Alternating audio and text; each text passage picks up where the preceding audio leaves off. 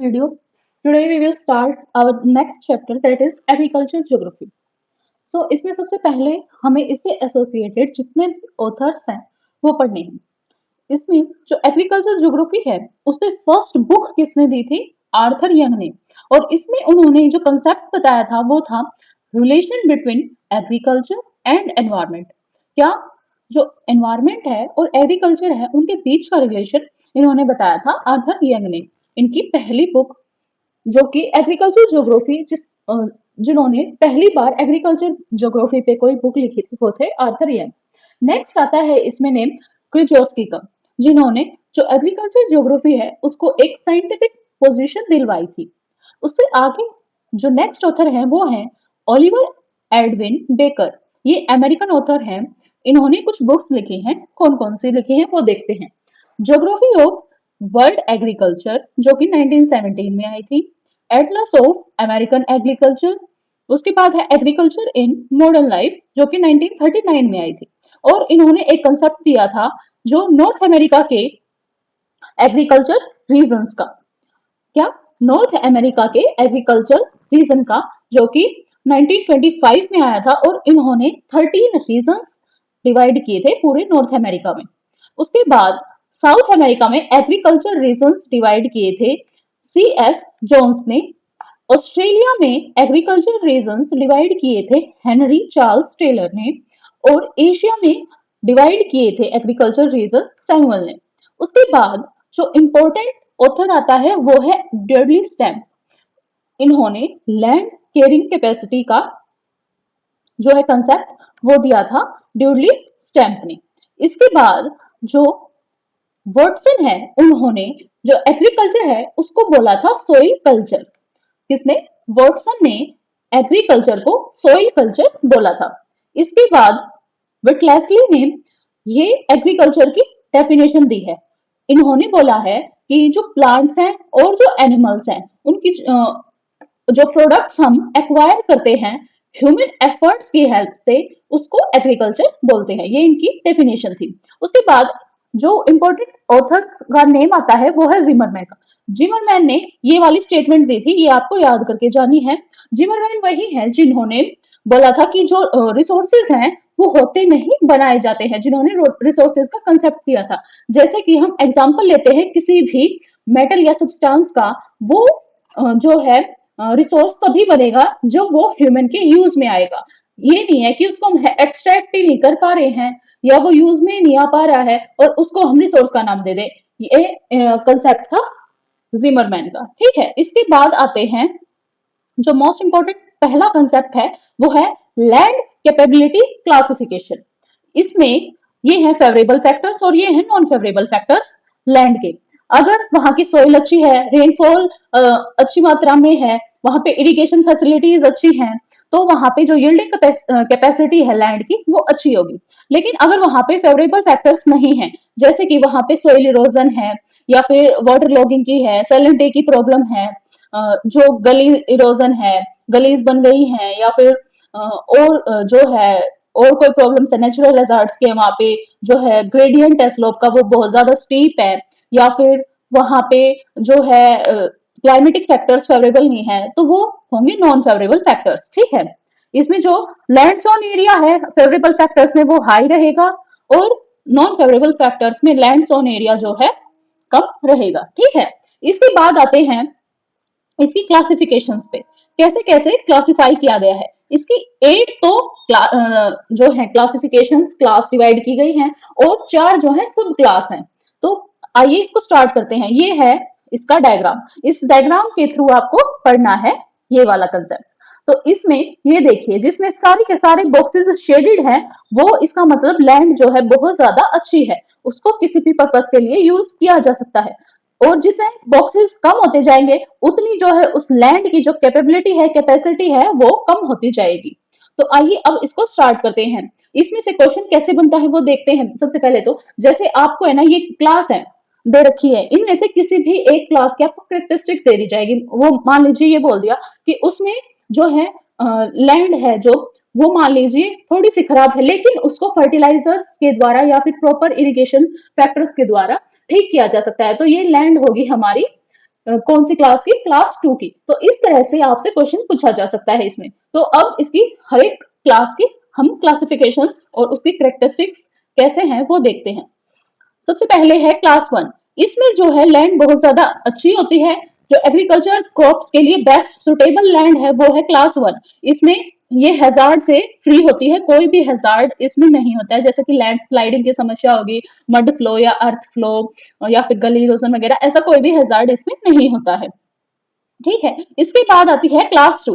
Class 2 में क्या है कि इसमें जो है थोड़ी बहुत सोइल में जो कि न्यूट्रिएंट्स हैं उनमें कमी है, जो कि हम फर्टिलाइजर से दूर कर सकते हैं। इसमें कोई जो है मेजर रिस्क नहीं है, कोई मेजर डैमेज नहीं है, यानी कि इसमें भी जो है हजार्ड्स की पॉसिबिलिटी कम है। और इसमें जो कंट्रोल वाटर कंट्रोल डिवाइसेस हैं, काउंटर टिलेज है, क्रॉप रोटेशन है, इस तरह के मेथड से हम हाई यील्डिंग जो है वो प्राप्त कर सकते हैं लैंड 2 में। इसके बाद आती है लैंड 3।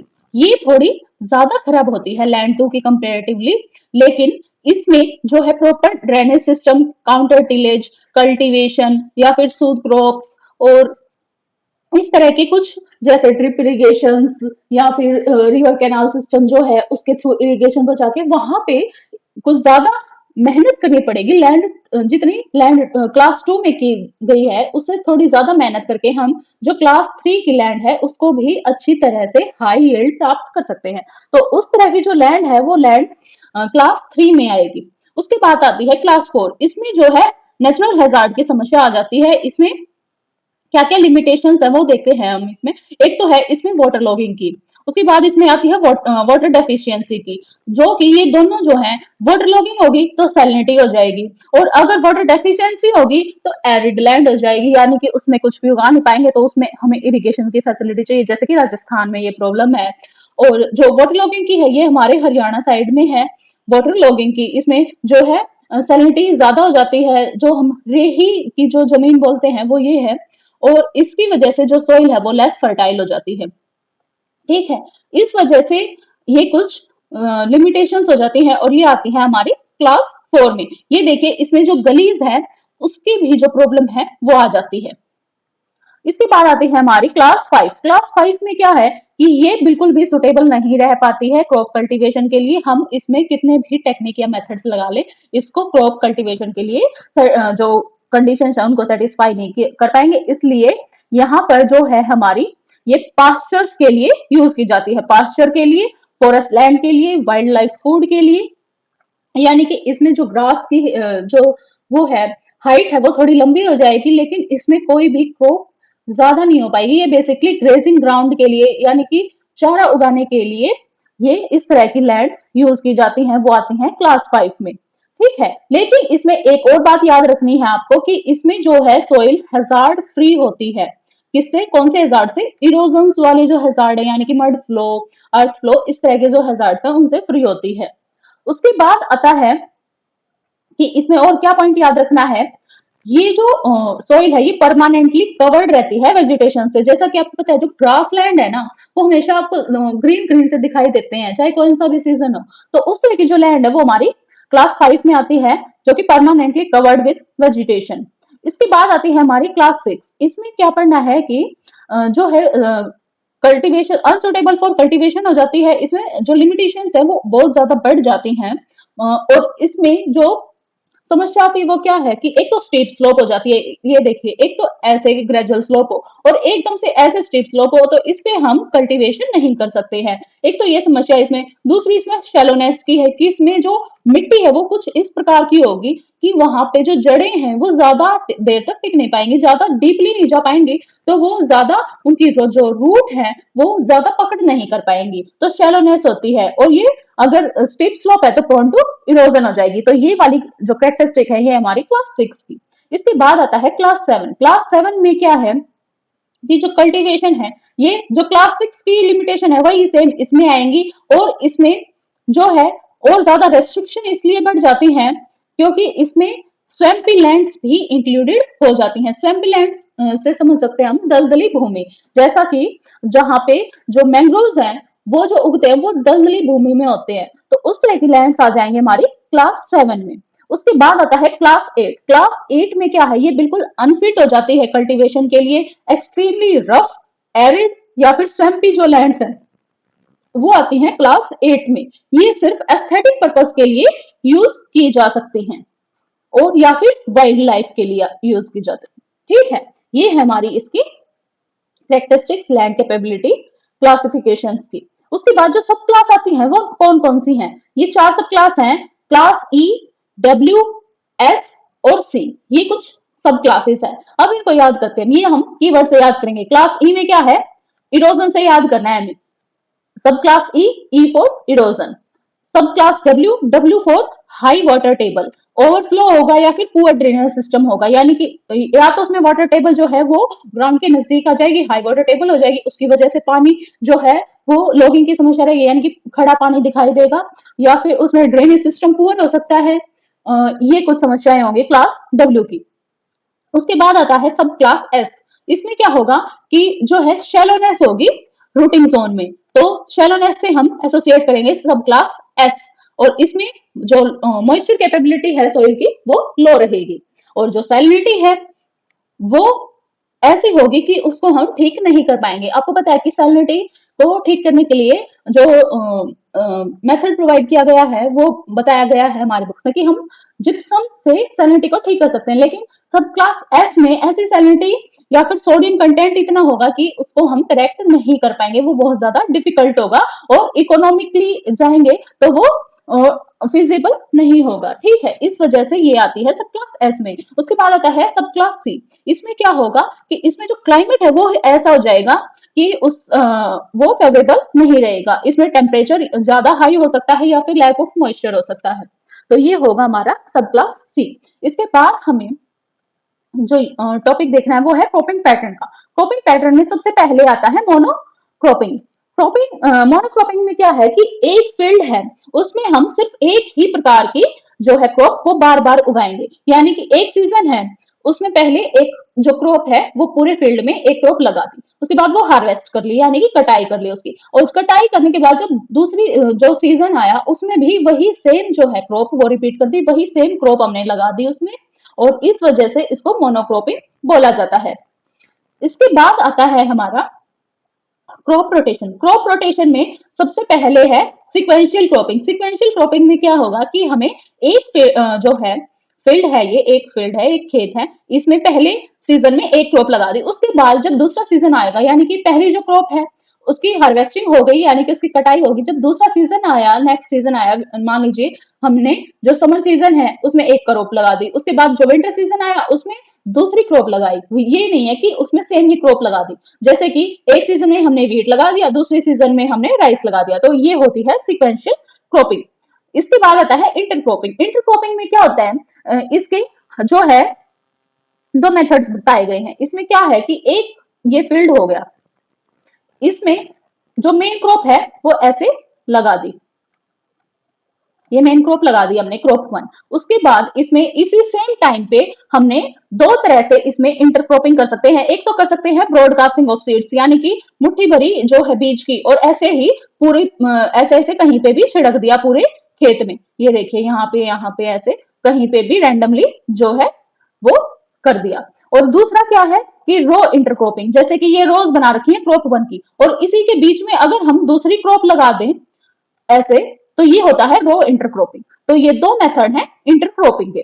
उसके बाद आता है स्ट्रिप क्रॉपिंग। स्ट्रिप क्रॉपिंग में क्या डिफरेंस होगा कि मान लीजिए ये एक फील्ड है और इसमें ये लगा दी ऐसे क्रॉप 1, उसके बाद आई क्रॉप 2, ये देखिए ऐसे क्रॉप 2 आ गई, फिर ऐसे ही नेक्स्ट रिपीटेड करेंगे, इसमें ये क्रॉप 1 आ गई, ये क्रॉप 1, ये क्रॉप 2, ये क्रॉप 1। इसमें क्या डिफरेंस होगा कि इसमें जो है ये स्ट्रिप्स होंगी ना, इसमें तो जैसे रोज आई हैं ये, और इसमें आएंगी स्ट्रिप्स। स्ट्रिप और रो में क्या डिफरेंस है कि जो स्ट्रिप होगी वो 3 to 9 मीटर वाइड होगी, यानी कि वो एक चौड़ा पट्टा से टाइप में जो है वो लगेंगी। ये क्रॉप 1 का होगा, ये क्रॉप 2 का होगा, फिर ये क्रॉप 1 दोबारा से आ गई, ऐसे ही रिपीटेडली पूरे फील्ड में हम प्लांटिंग करेंगे।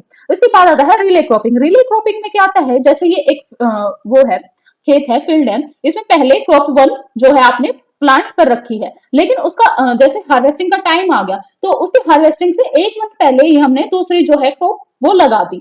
तो जब उसका टाइम आ गया क्रॉप 1 का कटने का तो वो कट जाएगी, लेकिन जो क्रॉप 2 है वो वही उस वो मैच्योर नहीं हुई है काटने के लिए, तो वो स्टैंड रहेगी उस खेत में या फील्ड में। तो इस वजह से जो कवर है, जो सोइल है वो कवर रहेगी और सोइल इरोजन नहीं होगा। तो इसको बोलते हैं रिले क्रॉपिंग।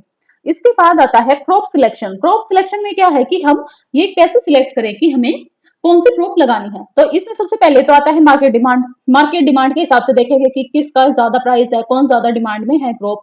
उसके बाद आता है इसमें क्लाइमेटिक फैक्टर्स की, हमारे जो क्लाइमेट है, वेदर है, कंडीशंस है वहां की, तो वो किस क्रॉप को ज्यादा फेवरेबल है। जैसे कि राजस्थान का क्लाइमेट है वो मिलेट्स के ज्यादा फेवरेबल है, जैसे जो महाराष्ट्र साइड में है वो कॉटन के लिए क्योंकि वहां पे ब्लैक सॉइल है। ऐसे हमें देखेंगे। उसके बाद आता है availability of required agriculture inputs, यानी कि हमारे पास कितनी जो कैपिटल है इक्विपमेंट्स के अकॉर्डिंग या फिर मनी के अकॉर्डिंग, तो हम किस क्रॉप को ज्यादा, जैसे कि कोई क्रॉप है वो ज्यादा डिमांड करती है कैपिटल की, कोई क्रॉप है जो आसानी से लग जाती है। तो इस तरह से हम अवेलेबिलिटी ऑफ एग्रीकल्चर इनपुट्स देखेंगे। फिर हम देखेंगे कि जो सॉइल है, जो सॉइल स्ट्रक्चर है वो कैसा है और वहां पे उसकी फर्टिलिटी उस सॉइल स्ट्रक्चर के अकॉर्डिंग फेवरेबल है या नहीं है। जैसे कि अगर हम जो है राइस है या फिर पैडी कल्टीवेशन है उसको हम राजस्थान साइड करने लग जाए तो फिर फेवरेबल नहीं होगा, क्योंकि वो एक हाई वाटर डिमांडिंग क्रॉप है। और अगर हम उसी को कोस्टल एरिया या फिर जो जहाँ पे हाई रेनफॉल है, वेस्ट बंगाल साइड, बिहार साइड, वहां पे करेंगे तो वो फेवरेबल होगी। तो इस तरह से हमें सॉइल स्ट्रक्चर और उसकी फर्टिलिटी देखनी पड़ती है। और इसमें हम क्या देखेंगे कि जो सॉइल है उसमें पता है आपको कि ये NPK, ये नाइट्रोजन, फॉस्फोरस और पोटेशियम, ये तीन जो न्यूट्रिएंट्स हैं ये मेजर न्यूट्रिएंट्स हैं, इनकी जो क्वांटिटी है, रेशियो है, वो देखा जाता है। तो ये देखेंगे कि कौन से जो सॉइल है वो किसको फेवरेबल है, कितना उसमें न्यूट्रिशन है और उसमें और फर्टिलाइजर डालने की जरूरत है या नहीं है। तो इस तरह से हम उसका सॉइल स्ट्रक्चर भी चेक करेंगे। इसमें एक बात आपको याद रखना है कि लेग्यूमिनस प्लांट्स कौन से होते हैं और वो क्या फिक्स करते हैं, वो फिक्स करते हैं नाइट्रोजन सोइल में। लेग्यूमिनस प्लांट्स कौन से होते हैं, हमारी पल्सेस, पीजन, पी और सन हेम्प, ये जो तीन है ये है हमारे लेग्यूमिनस प्लांट्स, ठीक है। इसके बाद आता है हमारा इसमें क्रॉप कॉम्बिनेशन का सिग्निफिकेंस। ये क्या है, इसमें देखिए तीन मेथड्स दिए गए हैं क्रॉप कॉम्बिनेशन के। एक तो आपको ये वाली जो जितने भी दे रहे हैं ना नाम और इनके ईयर्स, ये याद करने हैं सीरीज में, इंक्रीजिंग या डिक्रीजिंग ऑर्डर में। पहले कौन सा है, जैसे कि सबसे पहले है इसमें वीवर, फिर है डोई, फिर है रफीउल्ला, उसके बाद आता है इसमें अय्यर, फिर आता है इसमें भाटिया और लास्ट में आता है अठवाले। तो ये इस सीरीज में आपको इंक्रीजिंग या डिक्रीजिंग ईयर ऑर्डर में ईयर वाइज आपको याद करने हैं। इसके बाद वीवर का क्रॉप कॉम्बिनेशन मेथड हमें कैसे याद करना है। सबसे पहले तो इसमें ये देखना है कि ये है यूएसए से बिलोंग करते हैं, इनका जो स्टडी एरिया था वो था हॉस्टन एंड मिनीसोटा। इन्होंने अपने मेथड में टोटल 184 जो है टोटल 184 कल्टिवेटेड लैंड ये कंसिडर की हैं और इन्होंने 1081 कंट्रीज को स्टडी किया है। तो ये आपको याद रखनी है। उसके बाद इनका जो मेथड था वो क्यों नहीं लिया गया, क्योंकि इसमें जो कैलकुलेशन है वो बहुत ज्यादा हार्ड थी। जो इन्होंने कॉम्बिनेशन चूज किया था वो बहुत ज्यादा डिफिकल्ट था, यानी कि जैसे कि इन्होंने इतनी सारी क्रॉप्स ली, उसके बाद इतनी सारी कंट्रीज का डाटा लिया और उनका एरिया कैलकुलेट करना सारी क्रॉप्स का किस क्रॉप का कितना एरिया है और किस कंट्री में है, वो ज्यादा मतलब ना तो इकोनॉमिकली फिजिबल था और ना ही कोई ह्यूमन ऐसे कर सकता था कि उसको जगह जगह जाके ये देखे कि किस लैंड का कहाँ पे कितना एरिया है। तो ये ज्यादा एक्सेप्टेबल नहीं था, ये बस आपको थियोरेटिकल पॉइंट से पढ़ना है और इनका ये फॉर्मूला वर्ड से एसोसिएट करना है, डोई का क्रॉप कॉम्बिनेशन, और इनका ईयर याद रखना है और ये है इनका फॉर्मूला, इन्होंने वन शीट टेबल से दिया था। इसके बाद इनका जो मेथड है वो कहाँ पे एप्लीकेबल है इंडिया में, वो है तमिलनाडु कावेरी बेसिन में। नेक्स्ट आता है हमारा रफीउल्ला। रफीउल्ला ने का ये फॉर्मूला याद करना है आपको। दूसरी बात इसमें क्या ध्यान रखनी है कि जो डीपी है वो तो समझ आ गया कि पॉजिटिव डिफरेंस, जो डीएन है ना वो नेगेटिव डिफरेंस नहीं है बल्कि negative difference from median value है। और ये बात आपको एग्जाम में ध्यान रख के जानी है, बिल्कुल अच्छे से याद करके, कहीं आप खाली नेगेटिव डिफरेंस पे ना टिक कराओ, क्योंकि ये है negative difference from median value. उसके बाद इनका ये फॉर्मूला आपको याद करना है और याद करना है कि ये इंडिया में 17 डिस्ट्रिक्ट में एप्लीकेबल है जो कि महाराष्ट्र में है। इसके बाद आता है क्रॉप डाइवर्सिफिकेशन। इसमें इनकी टेक्निक्स कौन कौन सी हैं, ये टेक्निक्स जो है इनका ईयर किसने दी थी और इनका क्या फॉर्मूला था वो आपको याद करना है। ठीक है, ये अब आप बोलेंगे कि समझा नहीं मैडम, तो इसमें सीधा याद ही करना है फॉर्मूला। आपके नाम का याद तो मैं कर नहीं सकती हूँ, तो ये तो याद आपको करना ही पड़ेगा। नेक्स्ट आता है इसमें जो मेन है वॉन थ्यूरन का मॉडल। सबसे पहले तो इनकी बुक याद करनी है जो है आइसोलेटेड स्टेट, और कब आया था 1826 में। इन्होंने रिलेशन बताया है एग्रीकल्चर लैंड यूज का और डिस्टेंस बिटवीन जो लोकेशन है फील्ड की और जो मार्केट है उसके बीच का डिस्टेंस कितना है, उसके बीच में रिलेशन बताया है इन्होंने।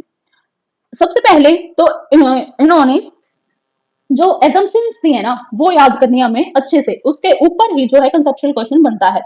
तो सारी जो एजम्पशंस है वो हम पढ़ते हैं। सबसे पहले तो इन्होंने एक आइसोलेटेड स्टेट माना है जो कि सेल्फ सफिशिएंट है, यानी कि ना तो वो बाहर से कुछ लेता है और ना ही बाहर कुछ देता है, यानी कि वो सेल्फ सफिशिएंट है। दूसरा उसमें अगर सेल्फ सफिशिएंट होगा तो कोई एक्सटर्नल इन्फ्लुएंस नहीं होगा, कोई एक्सटर्नल प्रभाव नहीं होगा।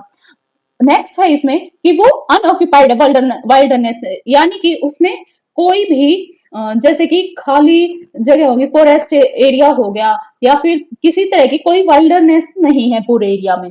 तीसरी बात इन्होंने बताई है कि जो सोइल क्वालिटी है और जो क्लाइमेट है वो पूरा का पूरा जितना भी एरिया है ना उसमें जो सोइल है और जो क्लाइमेट है वो कांस्टेंट है, एक जैसा है।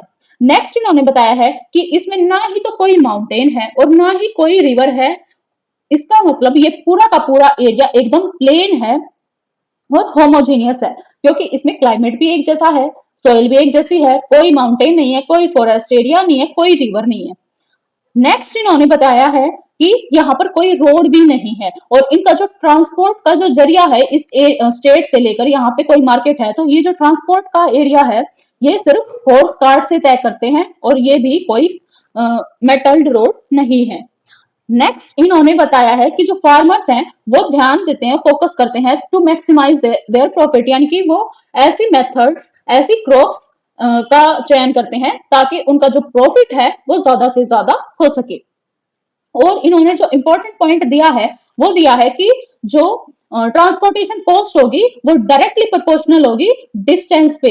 डिस्टेंस कहाँ का, जो फील्ड है वहां से लेकर जो मार्केट है वहां तक का जितना ज्यादा डिस्टेंस होगा उतनी ज्यादा ट्रांसपोर्टेशन कॉस्ट होगी, और जितना कम डिस्टेंस होगा उतनी कम ट्रांसपोर्टेशन कॉस्ट होगी। तो ये कुछ इन्होंने अजम्पशंस ली हैं। तो आइए स्टार्ट करते हैं कि थ्योरी ऑफ मॉडल क्या है। सबसे पहले तो हमें एक ये फॉर्मूला याद करना है। ठीक है, इसमें पढ़ते हैं एल क्या है। एल है लैंड रेंट, यानी कि उस जमीन का जो है रेंट कितना है। नेक्स्ट आता है इसमें ई।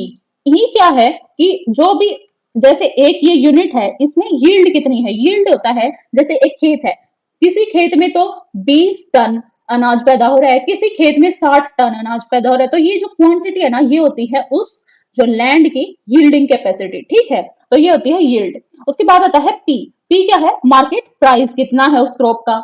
फिर आता है ए। ए क्या है कि जो वो क्रॉप या फिर जो भी उगाया है, प्रोडक्ट उगाया है उन्होंने, तो उसकी पर यूनिट जो है उगाने की कॉस्ट कितनी पड़ी है। उसके बाद आता है के। ये बच गया यहाँ पे के।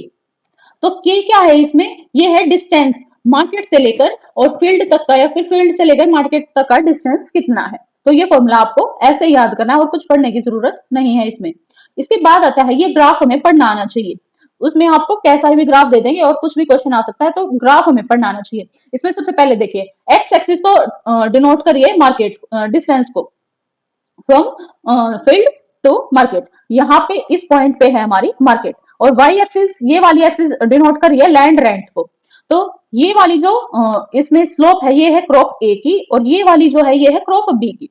तो आइए अब सब पे टच करिए वाई एक्सिस पे यहाँ पे इसमें, तो इसका डिस्टेंस यहाँ से यहाँ तक का काउंट होगा, और जो इसका लैंड रेंट है वो यहाँ से यहाँ तक का काउंट होगा। अगर इसका डिस्टेंस कम है तो इसके लैंड का जो रेंट है वो ज्यादा हो रहा है, तो ये इसको कंपनसेट कर देगा इसके प्राइस को। यानी कि जहां इन्होंने डिस्टेंस कम चूज किया वही इनका जो लैंड रेट है, लैंड का जो प्राइस है वो ज्यादा हो गया। लेकिन क्रॉप बी में क्या है, इसमें जो है मार्केट से डिस्टेंस है वो तो ज्यादा हो गया, वो ज्यादा है ए के कंपेयर में। ए का तो यहाँ पे है और बी का इससे डबल हो गया, और जो बी है इसका जो लैंड रेंट है वो कम है। तो ये अब इसमें ये देखना है कि किसका जो है पोजीशन वो ज्यादा फिजिबल हो रहा है इकोनॉमिकली। इसके बाद आता है हमें जो पढ़नी है वो है जोन्स। ये इससे क्वेश्चन, ये देखिए इस डायग्राम के थ्रू पढ़ते हैं। ये जैसे यहाँ पे मार्केट है, ठीक है, ये जो डार्क ब्लैक है ये है मार्केट। इसमें जो पहली जोन होगी ना, ये वाली है जोन 1। ये किस चीज की होगी? ये होगी मार्केट गार्डनिंग या फिर मिल्क प्रोडक्शन, यानी कि फ्रूट्स वेजिटेबल, यानी कि जो ज्यादा जल्दी, जिनकी शेल्फ लाइफ कम है, जो ज्यादा जल्दी खराब हो सकती हैं, वो होंगी जोन 1 में। उसके बाद आती है जोन 2। जोन 2 होगी फायरवुड या फिर लंबर प्रोडक्ट्स का, क्योंकि ये जो है लकड़ी जो है वो बहुत ज्यादा भारी होगी, बल्कि होगी। तो ऐसी जो चीजें हैं जो बहुत ज्यादा बल्कि होंगी, वो मार्केट के नियर होंगी। तो आपको पता है कि इनकी जो ट्रांसपोर्टेशन कॉस्ट है वो कम लगे इस वजह से। नेक्स्ट आती है इसमें क्रॉप, जो जोन है वो 3। जोन 3 में क्या होगा? Crop farming without any fallow land, यानी इसमें जो क्रॉपिंग, जो फार्मिंग होगी, क्रॉप फार्मिंग होगी, वो ऐसी होगी कि उसमें जो लैंड है वो बिल्कुल भी खाली नहीं छोड़ेंगे। फेलो का मतलब होता है खाली छोड़ना, ठीक है। उसके बाद आती है जोन 4। जोन 4 में होगी crop farming, fellow and pastures. इसमें ये तीनों चीज होंगी। इसमें क्या होगा? ये देखिए, ये है इसका रेशियो। इसमें जो राई है वो only occupy 1/7 of the land. एक तो ये भी क्वेश्चन आ चुका है कि उन्होंने एग्जाम्पल किस क्रॉप का लिया है, तो राई का लिया है। और इसमें जो जैसे 7 पार्ट्स हैं, उनको मान लिया इन्होंने 7 ईयर्स। इसमें सबसे पहले तो है एक साल होगा राई का, दूसरा साल होगा इसमें बारले का, तीसरा साल होगा इसमें ओट्स का, और 3 साल होंगे इसमें पास्चर के, और 1 साल होगा इसमें फैलो। तो इस तरह से आपको याद रखना है। समझ आ गई? इसके बाद आता है इसमें जोन 5। जोन 5 में क्या है? 3 फील्ड सिस्टम होगा। इसमें क्या होगा कि इस जो 1/3 पार्ट है वो तो राई के लिए ग्रो होगा, वन उसके बाद जो पास्चर्स हैं वो अनदर 1/3 के लिए होंगे, और उसके बाद जितना भी भाग बच गया वो खाली छोड़ दिया जाएगा। इसमें तो देखिए कि इसमें जो टाइम है वो सेम नहीं है, और इस फील्ड में जो टाइम है वो सेम रहेगा। एक ही फील्ड को अलग अलग भागों में बांट दिया गया है, यानी कि इसमें 3 भाग कर दिए ऐसे, ये 3 भाग कर दिए इसमें फील्ड के। इसमें एक भाग तो दे दिया राई को, एक भाग दे दिया पास्चर को, यानी कि ग्रासलैंड, जो ग्रेजिंग वाला एरिया है वो हो गया, और ये वाला जो तीसरा भाग है ये खाली छोड़ दिया। तो ये है जोन 5। इसके बाद आता है जोन 6। जोन 6 में क्या होगा? लाइव स्टॉक फार्मिंग, यानी कि जो डेयरी वगैरह है वो सारा होगा इसमें सबसे आउटर वाली जोन में। ये है हमारा इनका वॉन थ्योरन का मॉडल। ये अच्छे से आपको याद करके जाना जाना है। इसके बाद जो जो वॉन थ्योरन का मॉडल है, ये मॉडिफाई किया था ओल्फ जॉनसन के द्वारा। ये कब? 1926 में। और इनकी जो कंसेप्ट था आया था एग्रीकल्चर रीजन ऑफ यूरोप। ये क्लियर हुआ? उसके बाद आता है इसमें, और कुछ याद नहीं करना है, इन्होंने भी खुद जॉन थ्योरन में ने भी मॉडिफिकेशन की है अपने ही कंसेप्ट में। और इन्होंने फिर क्या कर दिया कि ये देखिए, ये तो हो गया मार्केट एरिया जो डार्क ब्लैक में। इसके बाद ये जो है ये पेरिशेबल जोन 1 हो गया, जो कि जिसमें मार्केट गार्डनिंग वगैरह आ गई, जो कि फ्रूट्स वेजिटेबल्स और मिल्क प्रोडक्शन वो सारा हो गया ये वाले जोन। और ये वाली जो है ये दिखा दी इन्होंने रिवर। और उसके बाद इधर फिर ये जोन्स की क्लासिफिकेशन कर दी, जोन 2, 3, 4, 5 और फिर आउटर जोन। ऐसे कुछ इन्होंने क्लासिफिकेशन की है, ठीक है। नेक्स्ट आता है हमारा इसमें, ये क्लियर हो गया है। उसके बाद पढ़ेंगे हम इसमें ये मेजरमेंट ऑफ एग्रीकल्चर प्रोडक्टिविटी। ये कैसे पढ़ना है वो देखते हैं। सबसे पहले तो आता है इसमें जो नाम है वो आता है ड्यूडले स्टैम्प का। ड्यूडले स्टैम्प ने 1958 में दिया था स्टैंडर्ड न्यूट्रिशन यूनिट। जितना मैं बता रही हूँ ना सिर्फ उतना ही पढ़ना है, उससे ज्यादा कुछ भी पढ़ने की जरूरत नहीं है। ड्यूडले स्टैम्प 1958 दिया क्या? Standard nutrition units. उसके बाद आ गया कैंडल। कैंडल ने दिया 1979 में रैंकिंग कोफिशिएंट दिया है किसका? एग्रीकल्चर एफिशिएंसी का। इतना ही याद करना है आपको कि रैंकिंग कोफिशिएंट दिया है एग्रीकल्चर ज्योग्राफी का कैंडल ने 1979 में। उसके बाद आता है जेएल बक। जेएल बक ने दिया है ग्रेन इक्विलिएंट इंडेक्स। फिर आता है बाटिया। बाटिया ने दिया है 1967 में प्रोडक्टिविटी इवोल्यूशन इंडेक्स। ये ऐसे ही आएंगे, ये इधर वाला जो है ये दे देंगे और मैच द फॉलोइंग दे देंगे ऑथर्स के साथ। नेक्स्ट आता है स्पेयर एंड देश पांडे। इन्होंने दिया है 1964 में वेट रैंक इंडेक्स। फिर आता है शफी। शफी ने दिया है एग्रीकल्चर प्रोडक्टिविटी कोफिशिएंट इंडेक्स। ये देखिए, इन्होंने खाली प्रोडक्टिविटी इवोल्यूशन इंडेक्स दिया है। तो ये इसमें आपको कंफ्यूज नहीं होना है। नेक्स्ट आता है हुसैन। हुसैन ने 1976 में अपना कंसेप्ट दिया है किसका, he converted agriculture production into monetary values of a regional unit in production। तो इस तरह से आपको याद रखनी है। नेक्स्ट आता है अन्यडी। इसमें इन्होंने 1964 में ये वाला फॉर्मूला दिया है और ये ऐसे ही याद करना है आपको, इसके अलावा कुछ याद करने की जरूरत नहीं है। नेक्स्ट हमें और क्या पढ़ना है इस यूनिट से, ये कुछ भी पढ़ने की जरूरत नहीं है। इसमें सबसे मेन जो है ये वाला आता है कि जो विटलेस्ली की जो क्लासिफिकेशन है वो क्या है। सबसे पहले तो उन्होंने 13 जो है क्लासिफिकेशन की है और कब आया है 1936 में, और पूरे वर्ल्ड की क्लासिफिकेशन की है इन्होंने। और बेसिस क्या है, फैक्टर्स क्या है, 5 फैक्टर्स पे पूरे वर्ल्ड को क्लासिफाई किया है। सबसे पहले तो है यील्ड, फिर है मेथड या टेक्निक्स किस तरह की यूज की हैं, फिर है फार्मर्स का हाउस यानी कि कच्चा हाउस है पक्का हाउस है, किस तरह के जो हाउस में फार्मर्स रह रहे हैं। उसके बाद उनका लाइफ स्टाइल कैसा है, यानी कि वो किस तरह से जो है, यानी कि उनका पुअर लाइफ स्टाइल है, हाई लाइफ स्टाइल है, वो रात को ज्यादा प्रेफर कर रहे हैं काम करना, दिन में ज्यादा प्रेफर कर रहे हैं काम करना, या फिर वो लेबर से करवा रहे हैं, किस तरह से जो उनका लाइफ स्टाइल है वो चल रहा है। फिर आता है उनका जीवन स्तर। जीवन स्तर में क्या आएगा कि वो लो क्लास सोसाइटी में है, हाई क्लास सोसाइटी में, उनकी जो सोसाइटी है वो उनका जीवन स्तर जो है वो तय करेंगे। उसके बाद इसमें और क्या है, इनकी है क्लासिफिकेशन। तो आइए क्लासिफिकेशन, जो क्लासिफिकेशन है वो स्टार्ट करते हैं। Nomadic herding. नोमैडिक हर्डिंग में क्या है कि इसमें जो है बेसिकली चरवाई, जैसे कि आपने देखा होगा जो राजस्थान साइड से बहुत सारा फ्लो किया, कैटल फ्लो या फिर जो शीप गोट, इस तरह से पूरा एक फोक आता है और एक दो आदमी उनके साथ होते हैं, वो होता है नोमैडिक हर्डिंग प्रोसेस, जो कि आपको देखने को मिल सकता है अपनी डेली लाइफ में। तो वो होता है नोमैडिक हर्डिंग। और इसमें जो है ये आपको याद करना है कि कहाँ पे किस एरिया में क्या नाम दिया गया है और किस ट्राइब का है। जैसे कि फुलानी है, ये है वेस्ट अफ्रीका के सवानास की। मसाई ट्राइब प्रैक्टिस करती है नोमैडिक हर्डिंग को इन ईस्ट अफ्रीका। ये सारा का सारा आपको याद करना है, ठीक है। इसके बाद आता है शिफ्टिंग कल्टीवेशन। शिफ्टिंग कल्टीवेशन क्या है, इसको दूसरा नाम है स्लैश एंड बर्न एग्रीकल्चर। इसमें क्या है कि जैसे ये एक फील्ड है, ये पूरा फॉरेस्ट एरिया है, तो इतना सा लैंड इन्होंने पूरे इसमें से चूज किया। यहाँ का सारा पेड़ काट के काटेंगे नहीं, यहाँ पे इसको जला देंगे और फिर वो लैंड हो जाएगा क्लियर, तो उसके ऊपर फिर ये क्रॉप उगाएंगे। फिर यहाँ पे कुछ साल बाद इन्होंने क्रॉप उगाई, उसके बाद यहाँ पे नेक्स्ट एरिया ये सिलेक्ट करेंगे और वहां पे उसको जला देंगे और फिर ये लैंड क्लियर हो जाएगा और यहाँ पे कल्टीवेशन करेंगे। फिर ये कुछ साल में ये जो है गेन कर जाएगा अपनी जो फर्टिलिटी, ये सोइल गेन कर जाएगी और फिर वापस से इसी जो फील्ड पर फिर से आ जाएंगे। फिर यहाँ पे कुछ साल प्रैक्टिस करेंगे, तब तक यहाँ की जो लैंड है उसको खाली छोड़ देंगे और ये सोइल फर्टिलिटी गेन कर लेगी। तो ये होता है शिफ्टिंग कल्टीवेशन, ठीक है। इसमें ये हमें याद करना है और इसका क्वेश्चन ये लगा लीजिए कि हर बार आता ही है कि कौन से जो ट्राइब है और कौन सा एरिया है, नाम और शिफ्टिंग कल्टीवेशन को किस देश में क्या बोला गया है। तो ये सारा आपको याद करना है, ये पूरी की पूरी टेबल। जैसे कि शिफ्टिंग कल्टीवेशन को वेनेजुएला में कॉनकुआ बोला गया है, ये सेंट्रल अमेरिका में मिल्पा बोला गया है। तो इस तरह से ये आपको मैच का फॉलोइंग आ सकता है।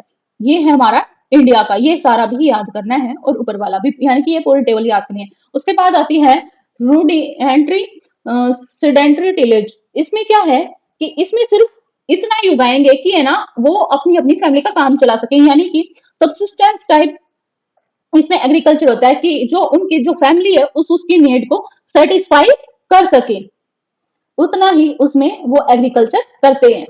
उसके बाद आता है इसमें intensive subsistence tillage with paddy dominance. इसमें क्या होगा कि इसमें जो फील्ड है उसमें एक तो इंटेंसिव यानी कि प्रॉफिट के लिए जो है कल्टीवेशन की जाती है और उसमें कल्टीवेशन भी पैडी डोमिनेंस होती है, यानी कि उसमें जो पैडी कल्टीवेशन है वो ज्यादा प्रेफर की जाती है ओवर बार्ले या फिर वीट या फिर राइस एक्सेट्रा, उसमें पैडी कल्टीवेशन ज्यादा डोमिनेंट होती है। और ये आपको पता है कि ये कौन से कंट्रीज में है, मॉनसून लैंड जो कि एशिया में, जैसे कि China, India, Japan, Bangladesh, Myanmar, Thailand, Sri Lanka, Malaysia, Philippines etcetera, इनमें है पैडी डोमिनेंस।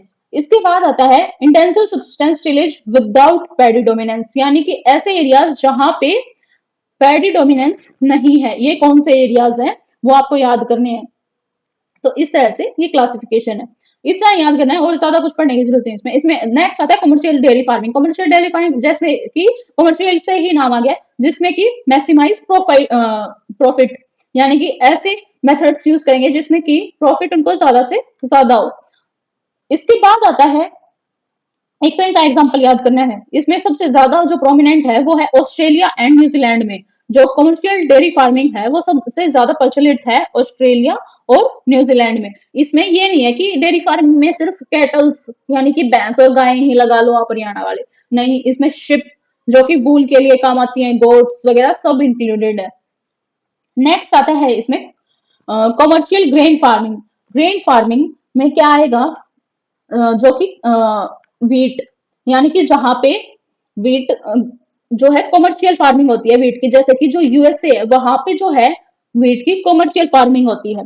उसके बाद कमर्शियल फार्मिंग में क्या होगा कि है ना, जो खेत है वो छोटे छोटे नहीं होंगे। जैसे अमेरिका में बहुत ज्यादा बड़ी लैंड एक्वायर की जाती है और वहां पे जो है जो कल्टीवेशन होती है वो टेक्नोलॉजिकल बेस्ड इक्विपमेंट से होती है, मैनुअल नहीं होती है। यानी कि जैसे कि बहुत ज्यादा जो है मॉडिफाइड ट्रैक्टर्स हो गए या फिर कल्टीवेटर्स वगैरह, तो उनसे जो है जब फार्मिंग करते हैं तो वो होती है कमर्शियल ग्रेन फार्मिंग, जो कि यूएसए में होती है। उसके बाद आती है subsistence crop and livestock farming, जिसमें कि क्रॉप भी कल्टीवेट करेंगे और जो है पशु वगैरह भी रखेंगे। तो दोनों एक साथ जब रखते हैं ना, तो उस तरह की एक क्लासिफिकेशन की गई है। और ये कहाँ पे मैक्सिमम होती है, ये होती है या तो माउंटेन्स रीजन में, वो कहीं के भी हो गए माउंटेन्स रीजन, जैसा कि हम अपने उत्तराखंड में देख सकते हैं। वहां पे लोग जो है वो ऐसे माउंटेन्स में टेरेसेस पे तो अपने जो है इतना उगाएंगे, फल सब्जी वगैरह सब कुछ उगाते हैं वो। और साथ के साथ वो पशु भी रखेंगे, क्योंकि उनको पता है कि वो बार बार ऊपर नीचे नहीं जा सकते, उनकी कनेक्टिविटी इतनी नहीं होती है जो वो हिली ट्रैक्स होते हैं वहां पे। तो इस वजह से वो सब कुछ अपना खुद ही करते हैं। और ये कहाँ पे ज्यादा प्रचलित है, ये है मैक्सिको में। नेक्स्ट है इसमें commercial life stock and grain. ये तो था सब्सिस्टेंस, यानी कि अपना अपना काम चलाने के लिए सब्सिस्टेंस। और कमर्शियल में क्या होता है कि इसमें मैक्सिमाइज प्रॉफिट को किया जाता है, यानी कि इस तरह से करेंगे कि वो बहुत ज्यादा बड़े स्केल पे होगा और टेक्नोलॉजी से लेस होगा, यानी कि उसमें टेक्नोलॉजी इक्विपमेंट यूज किए जाएंगे और प्रॉफिट को मैक्सिमाइज किया जाएगा। तो वो होती है लाइफ स्टॉक कमर्शियल या फिर ग्रेन फार्मिंग। तो इसको मिक्स्ड फार्मिंग भी बोला जाता है। कॉन्सेप्ट और रह गया है इसमें, ये याद करने हैं कि जो टेम्परेट ग्रासलैंड्स हैं और जो ट्रॉपिकल ग्रासलैंड्स हैं उनके नाम क्या क्या हैं। सबसे पहले तो आपको दो तरह से इसमें क्वेश्चन आ सकता है। एक तो टेम्परेट या ट्रॉपिकल ग्रासलैंड कौन कौन से हैं, उनकी क्लासिफिकेशन अलग अलग अलग। दूसरी और क्या याद करना है कि उनकी लोकेशन कहाँ है। जैसे कि आपसे पूछ लिया, मान लीजिए सवाना पूछ लिया तो वो कहाँ पे है, या फिर प्रेरीज पूछ लिया वो कहाँ पे है, लानोस पुस्ताज, ये सब कहाँ पे है, इनकी एग्जैक्ट लोकेशन आपको याद करनी है। आपको पूरे जो वर्ल्ड की ये दो तरह से क्वेश्चंस पूछे जा सकते हैं, ये टेम्परेट कौन से हैं और ये कहाँ पे हैं। नेक्स्ट आता है इसमें मेडिटेरेनियन एग्रीकल्चर। मेडिटेरेनियन में आपको पता ही है कि ऐसे जो है फ्रूट्स या फिर वेजिटेबल्स उगाते हैं जिनसे बेसिकली वाइन या फिर अल्कोहलिक प्रोडक्ट्स ज्यादा प्रेफर होते हैं इसमें। और इसमें ये भी बात याद रखनी है कि यहाँ पे गर्मियों की बजाय सर्दियों में बारिश होती है। और इसी स्टेटमेंट से क्वेश्चन फॉर्म हो सकता है कि ऐसा कौन सा जो है एग्रीकल्चर होता है जहां पे विंटर ड्राई होता है और जो ना समर ड्राई होता है और विंटर वेट होता है। तो इस तरह से आपको याद रखना है। और इसमें ये जो है वो उगाए जाते हैं, जैसे ग्रीस जो है वो रेजिन्स यानी कि किशमिश वगैरह इसमें स्पेशलाइज्ड है। और स्पेन के जो ऑरेंजेस हैं, ऑलिव ऑयल है, ये सब फेमस हैं। तो ये आपको याद करना है। फिर आता है लास्ट में प्लांटेशन। प्लांटेशन ये कौन कौन सी, सबसे पहले इसमें ये याद रखना है कि कौन कौन सी जो क्रॉप्स हैं वो प्लांटेशन के अंडर आती हैं। इसमें क्या है, cotton, sugar cane, coffee, rubber, oil palms, tobacco, coconut and bananas, ये सब की सब प्लांटेशन में आती हैं। और इनमें से कोई किसी का भी नेम दे देंगे और पूछ लेंगे इनमें से प्लांटेशन क्रॉप कौन सी है। इस तरह से आपको याद रखनी है। और ये आपको ध्यान रखना है कि ये जो है इक्वेटोरियल बेल्ट में ही ज्यादा होंगी। अगर आपको कुछ भी नहीं सूझ रहा है और पूछ ले कि जैसे रबर कहाँ होगा, तो वो ऐसी कंट्री चूज करना जो कि इक्वेटोरियल बेल्ट में हो। ठीक है, जैसे कि इंडोनेशिया हो गया, इक्वाडोर हो गया। तो ऐसे आपको गैस वर्क करना है दिमाग के साथ। नेक्स्ट आ गया इसमें मार्केट गार्डनिंग या ट्रक फार्मिंग। इसमें क्या होगा कि जैसे अभी आपको पता है, इधर दिल्ली और एनसीआर रीजन में भी जो है छोटे छोटे वो लगते हैं आउटर स्कर्ट्स पे फ्रूट्स वाले, और वहां पे ऐसे ट्रक या ट्रॉली लेके खड़े हो जाएंगे और उसके थ्रू वो सेल करते हैं। और कुछ में तो वो उसी को पूरे मतलब वो जैसे उसके नीचे व्हील होते हैं तो उसको ड्राइव करके स्ट्रीट्स में भी ले जाते हैं। तो इस तरह की जो वो होती है फार्मिंग होती है, मार्केट गार्डनिंग बोलते हैं इसको या फिर ट्रक फार्मिंग बोलते हैं। ये कहाँ पे ज्यादा प्रोमिनेंट है वो आपको याद करना है। ठीक है, और ये आपको याद रखना है कि ये कैपिटल इंसेंटिव है। आपको पता होगा कि ट्रक फार्मिंग हो तो ट्रक लेने के लिए पैसे चाहिए बहुत सारे, तो ये कैपिटल इंसेंटिव है। ये बात याद रखनी है आपको, इससे जो है एग्जामिनर आपको कंफ्यूज कर सकता है। तो इतना ही है हमारा एग्रीकल्चर ज्योग्राफी, इससे ज्यादा कुछ भी पढ़ने की जरूरत नहीं है। दूसरी बात, मैंने जो है पेड बैच स्टार्ट कर रखा है और उसमें आपकी फीस आपको मैंने बताई थी कि अगर आपको सिर्फ नोट्स चाहिए तो है 1500, और अगर आपको पूरी मुझसे ही पढ़ना है यानी कि आपके एग्जाम तक क्लियर करवाने तक, जो कि हार्डली 40 डेज बचे हैं, तो उसके लिए आपको पढ़ना है तो उसके लिए फीस है 2000 रुपीज। और उसमें अगर आपको एनरोल करना है तो वो